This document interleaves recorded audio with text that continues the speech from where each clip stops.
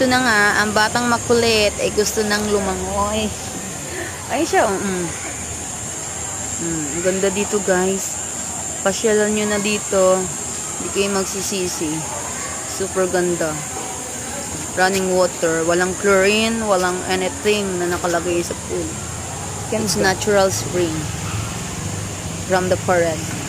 Galing sa forest ang tubig nito. Ganda dito. Mag-i-enjoy ka ng husto.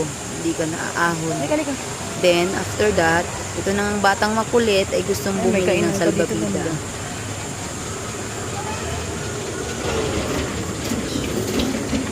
Yan, nakakita siya ng salbabida.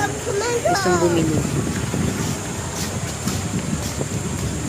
Mami, over there. Inutusan pa ako. Ayan na siya.